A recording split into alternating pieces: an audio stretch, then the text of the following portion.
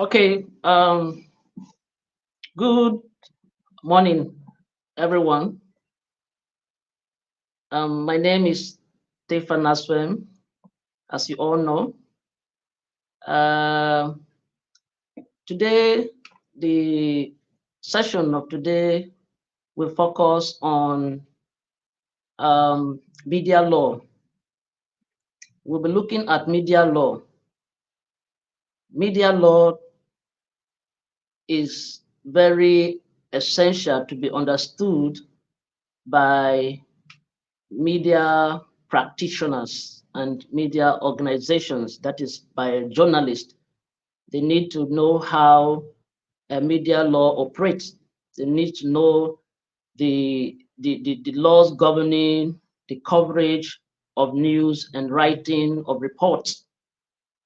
We have basically the law of sedition, law of defamation, law of contempt, and law of copyright, law of publication, publishing and copyright, and the NBC Act, and then the other law binding regulations that are being stipulated in the NBC Act. It is very important to understand as reporters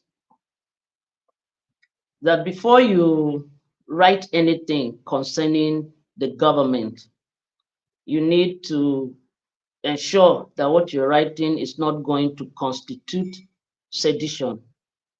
Sedition is when you write something that incite the people against the government, especially something that will cause, will bring insecurity, will destabilize the government, will cause chaos, violence, and riots. Any writing or speech that can cause sedition will never be tolerated by the government.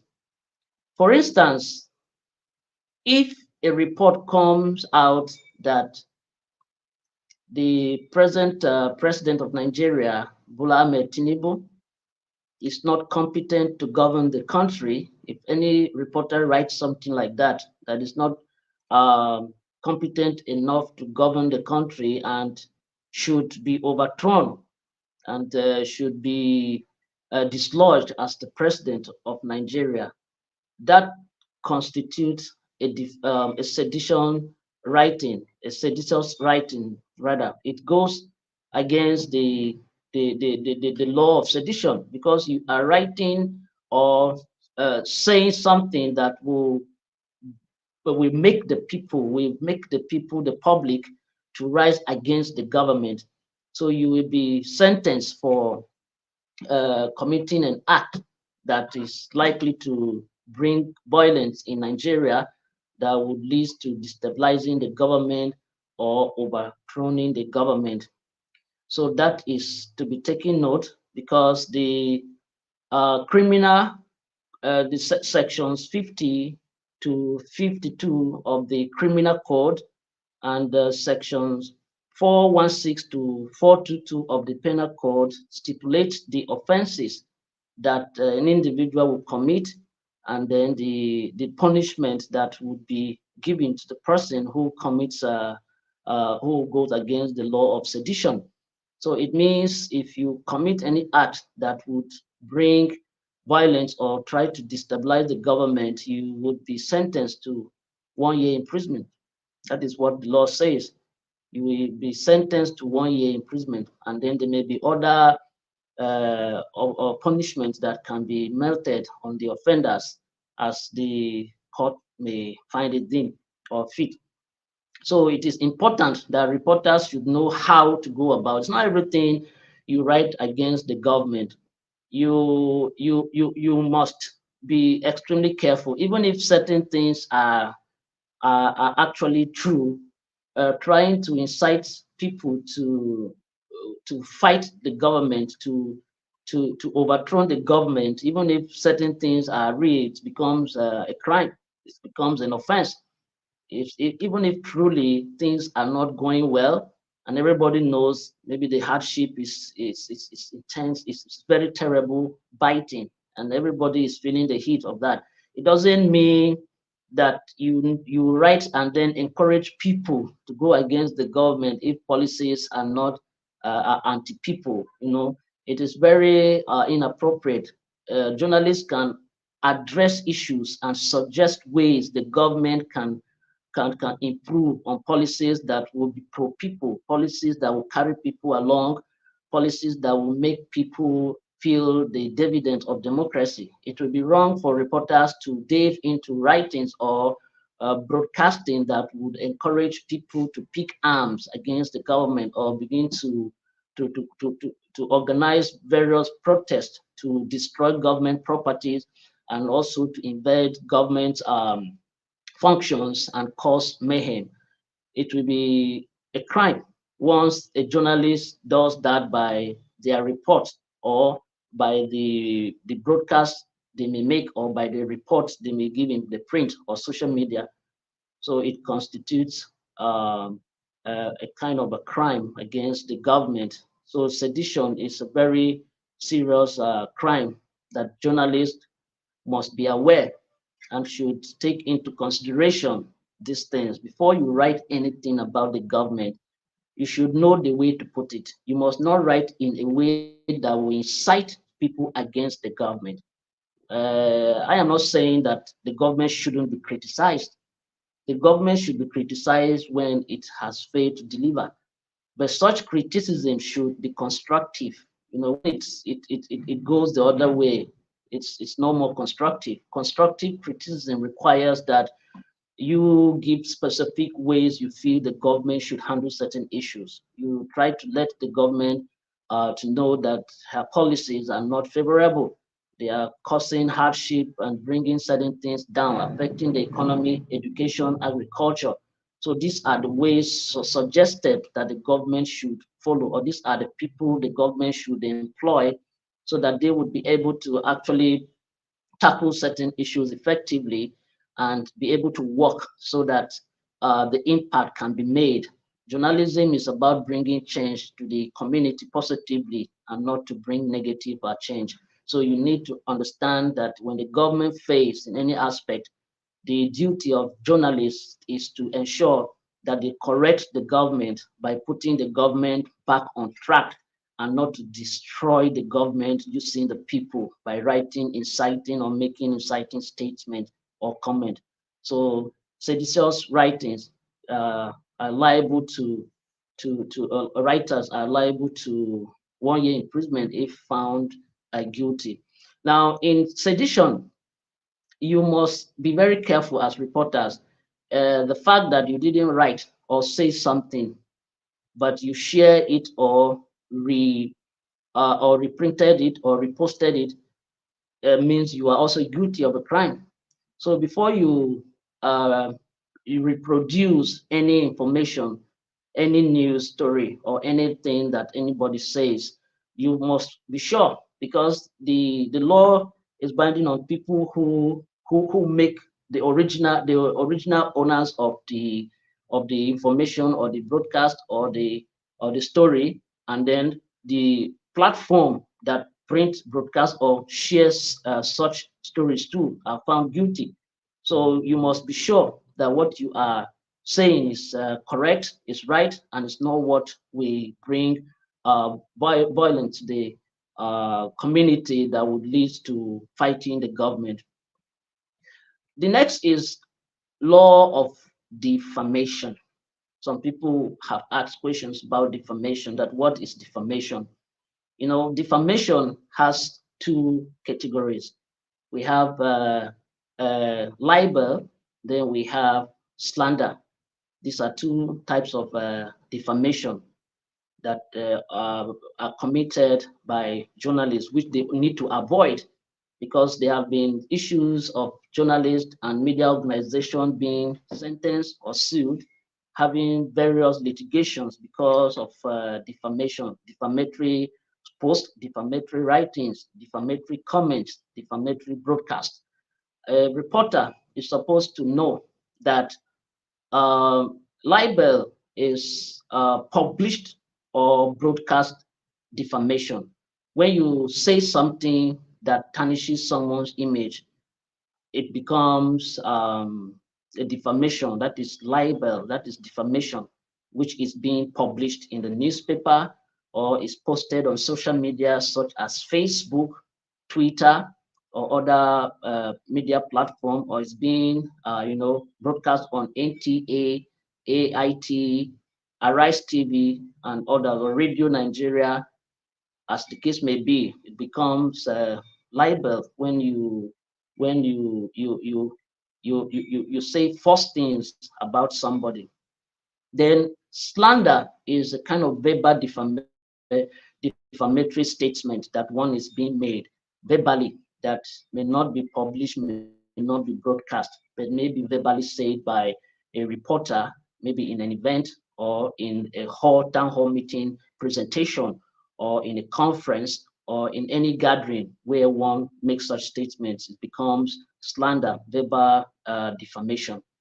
Now, defamation itself is giving false information about an individual, an organization, or corporation in order to tarnish its reputation or the person's reputation. Defamation counts only when the information given is false. You have defamed the person's personality, you have defamed the person's organization.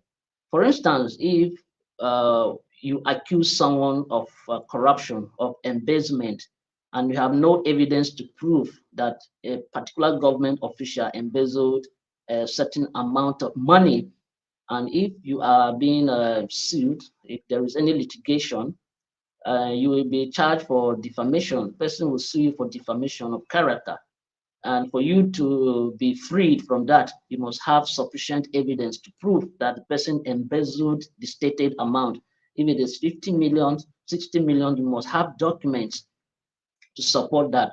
Once there are documents to support your claim that the person embezzled such amount of money, you will not be prosecuted anymore. You'll be vindicated because you have your evidence that have nailed such a person for embezzling or siphoning such an amount of money. So defamation means the information given must be false, and then it must be aimed at tarnishing the person's image or the organization or the corporation's image. It becomes defamation. So when it is being published, when it is being broadcast, or when it is being verbally said, it's all amounts to defamation. But the other one is libel because it is published or broadcast defamation. The other one is slander because it is verbal defamatory statement. So before you write anything as a journalist about people, about any organization, for being found wanting in any act that is not in line with the rules and regulation or with the law, you must be certain that you have adequate evidence to prove that someone is guilty of the report given.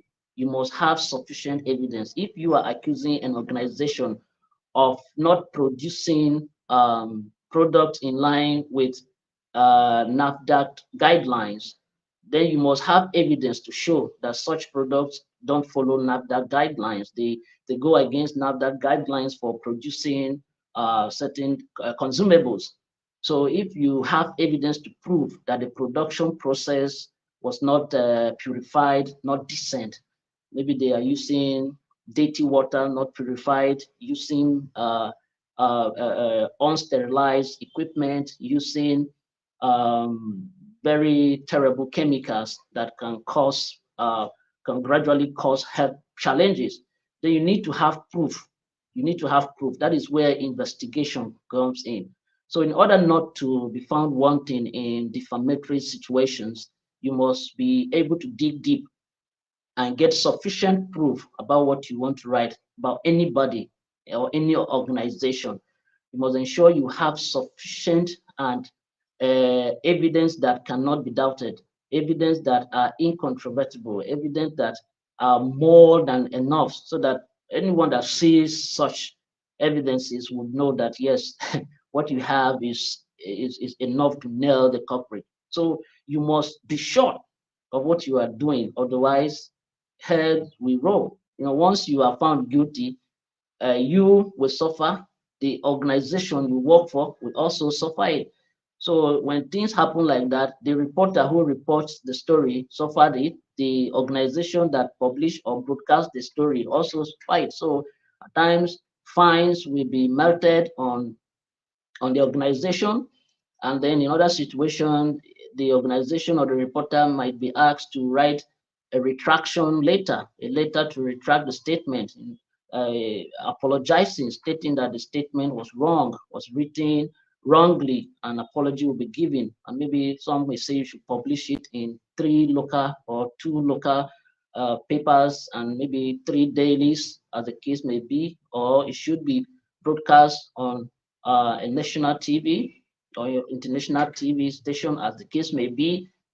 And when that happens, you definitely have to do that. Some will give you 24 hours to retract your publication or statement, or they will sue you to court for defamation. Some person, organization who knows that what you have written or said or broadcast about them are defamatory in nature, would want to go softly, would decide to give the organization or the reporter some time, maybe 2 days, 24 hours, 74 as the case may be, to retract the publication or statement and write an apology stating clearly that what was written was not true, and stating clearly again that it will not repeat itself. So such situation may arise. And the issue of defamation has the issue of defamation has there are laws that deals with this aspect. We have the section 7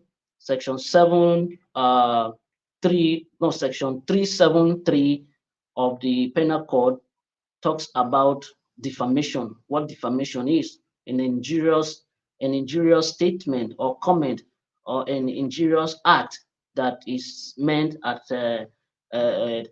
tarnishing someone's reputation or image, when such is even false.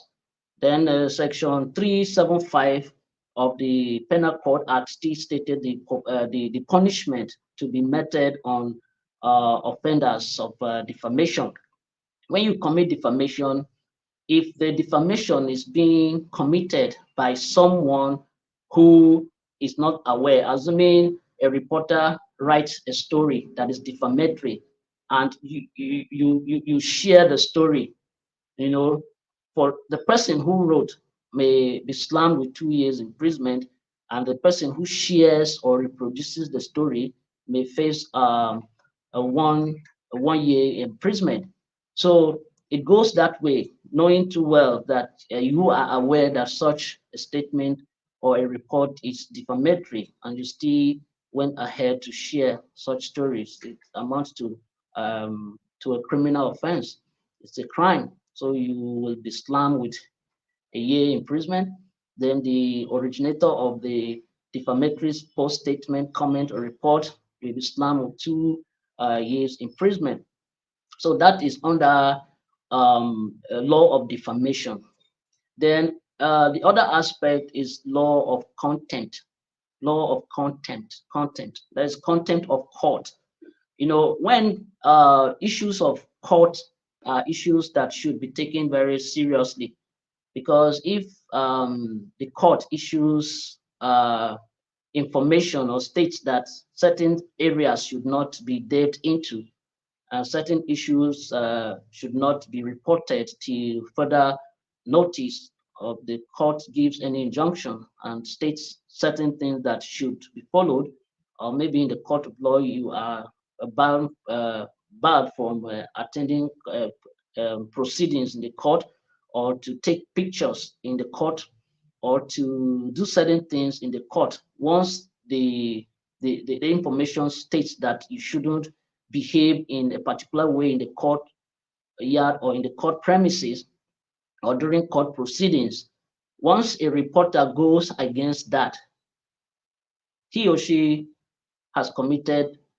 contempt of court. It's a crime for you to go against that. So there are punishments. The section 133 of the penal code states that once you commit contempt of court, you will be liable to 3 months imprisonment. At times, you can be sentenced to community service. The court can decide that you'll be cleaning the court every day, or twice a week, or once a week, as they may see fit for them. So once contempt of court is committed, a journalist faces this punishment.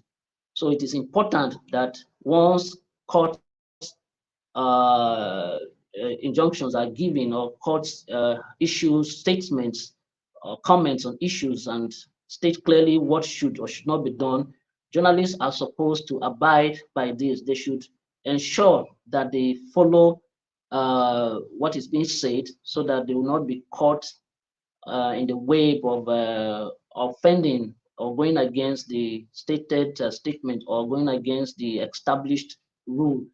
Once that happens, the journalist faces serious issues. Even in the court of law, when lawyers that comes to defend their clients insist on certain things to a certain level that they can be charged for contempt. I've seen cases where certain lawyers too are being sentenced to 3 months imprisonment for contempt of court, including some journalists as well.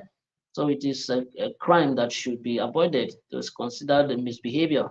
So you should not actually commit such misbehavior. When you are told to do something, you should definitely do it.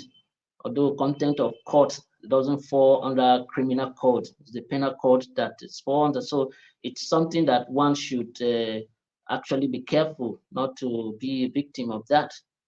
And the next is law of publication and copyright. This is where intellectual issues play significant role. In the media code of ethics, there are a lot of code of ethics statements stated or factors or items. And one of them is plagiarism. Journalists should not be found wanting in plagiarism, committing plagiarism, which is known as intellectual theft. So the law of publishing and copyright, which was intensified and signed into law properly by President Muhammadu Buhari in 2023, that is the Copyright Act of 2022, which became a law in 2023 by former President Muhammadu Buhari. It states clearly that when intellectual property material content are used, the credit should be given to the original owner of such information. And that is a factor that can land people in court, because if you use someone's information and you don't give credit, for instance, we have the national dailies like The Nation, This Day, Vanguard. They all, you see that their content are copyrighted, which means anything you're writing from these newspapers, you must give credit to. You must say that the statement obtained from this day says that. So you are giving credit that the statement was obtained from this day. Then you can now develop on that to write whatever you want to do, or go further. Maybe you are covering a development story. There are some stories that are developmental story. They are coming up. One phase happens today, the next phase goes on like that. Maybe it takes 6 to 1 year for a particular event to be completed, and maybe you didn't start from the beginning, particular media organization started. And now once you go to pick, you must at least give credit to the source that started, that this day, or the nation, which began following up the work on the site, reports on the work of the article, or reports given on particular date stated that uh, the foundation laying took place in the presence of that, then you can now build on it. That's why at times you see various organizations, media organizations, say that the story was monitored on Radio Nigeria. That is, you are giving credit to the source. So intellectual theft is actually a crime that journalists must try to avoid. Once you use any information from any source, it must not necessarily be from a media organization or media platform. It can be from an individual, maybe from a book that is being published, or from magazines or other published materials. You use particular sentences, paragraphs.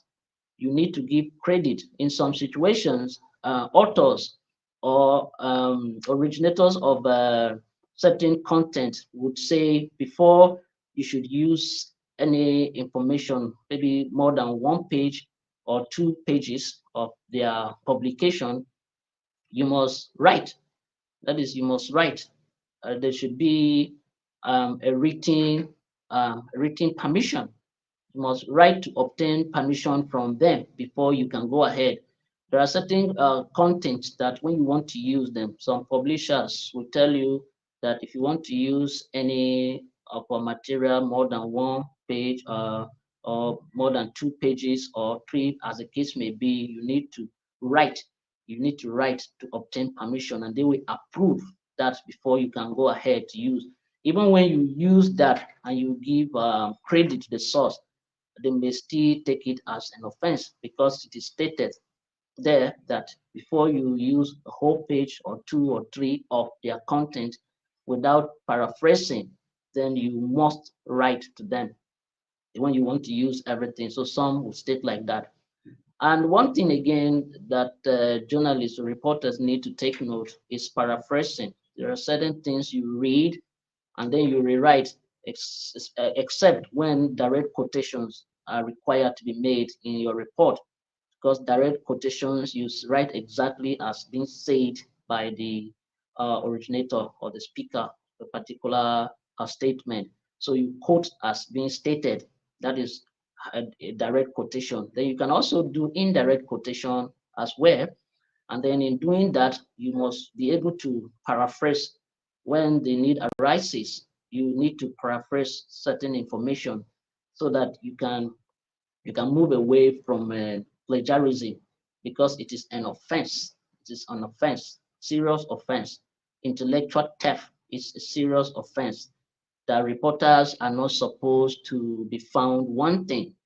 You're supposed to be original, because if you, like three-piece media, if you're working for three-piece media and you are found wanting in plagiarism, in intellectual theft, it will discredit the media organization, because it will show to the world that the media organization employed inexperienced reporters who lack the profundity of journalism, who lack what it takes to be professional journalists, because they keep on reproducing, using other people's material. They are not original. Content creation, it add value and give credibility. Like I said before during the code of ethics session, it brings credibility to the station. When they see that, yes, this station is original, produces content that are original, even when content obtained from other source, adequate acknowledgement or credit is being given to such sources. So it will make people to have respect for not just the reporters working for three-piece media. They will also have respect for three-piece media for being a media organization that employs people who are knowledgeable, who are sound-minded people, who are intelligent, people who know what they are up to, people who are there to put the organization, take the organization to unprecedented heights. So it is expected that reporters should be aware of this.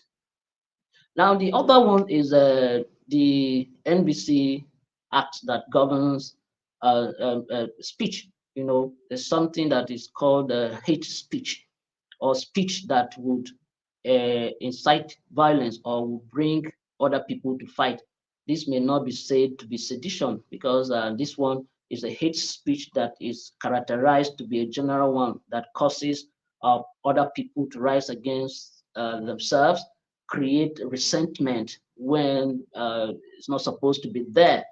So hate speech is something that should not be acknowledged, something that should not be welcomed in the media, especially as you are all here to work for three based media. You're supposed to understand that you keep yourself away from projecting hate speeches, publishing hate speeches, broadcasting hate speeches, because it will cause serious violence that may consume the organization and may bring resentment and may lead to lose of to lose of loss of viewership.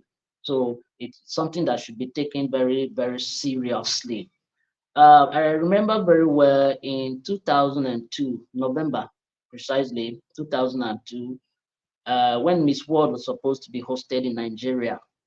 Isioma Daniel was a reporter with This Day who stated that Prophet Muhammad would approve of that beauty pageant, and if he were there, would select one of the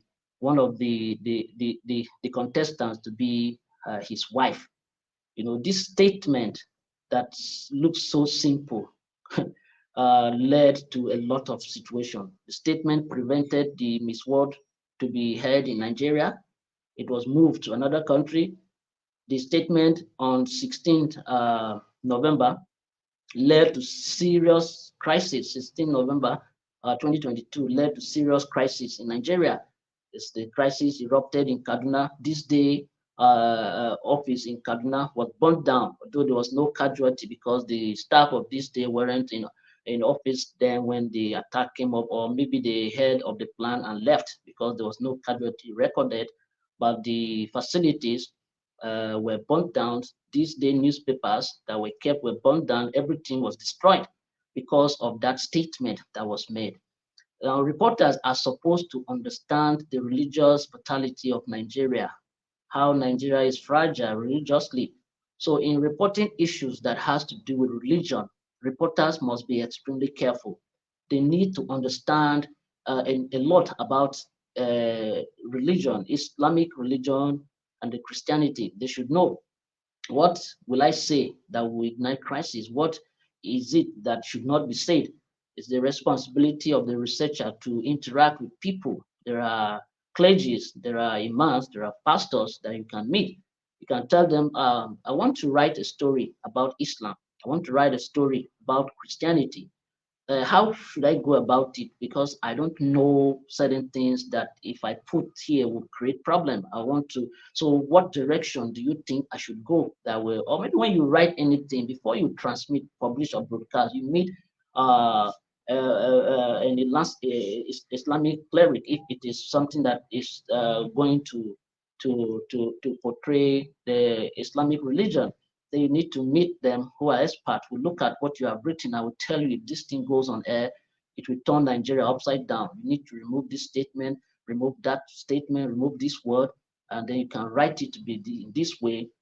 At least once you put it like this, it will be okay. Or you meet a pastor when you're writing things that has to do with Christianity, will look at it and let you to know that, well, this thing will be okay. So journalists are not supposed to be complaining that they didn't know. The reason you are trained as journalists is to always know. You are curious to find information. Another name for journalists should be curiosity. You are always curious to verify information, to find out and verify, to be sure. You're not supposed to be assuming. Journalists are not people who should be assuming or say, I thought it would be right. I felt it would be okay. No. You're not supposed to be feeling or be thinking that it's okay. You need to know. That is why you need to ask questions, as many as possible, to be clarified on sensitive issues before you go on air or before you publish, before you write. Coming to give apology, although Isoma Daniels apologized for what she did, but it didn't bring back the lives that were lost. It didn't bring back This Day office that was destroyed and other parts of Nigeria, people who died. but the damage was done, despite the fact that she later apologized for her action and ran. She was nowhere to be found. She ran and hid where nobody knows because they were looking for looking for her rather. They were looking for her to be killed. So she was nowhere to be found. And it is very disheartening that a statement or comment that may seem very casual can create problem because of ignorance. Because if she had made inquiries, if she had asked, if she had met some Islamic clerics to ask questions that where she was working on an article to write this day concerning this, and he wants to future in Muhammad, want to say certain things about Muhammad, and she has written something like this. So can you go through to see if this will be okay? At least you need to meet the editor. At least the editor of the organization should know.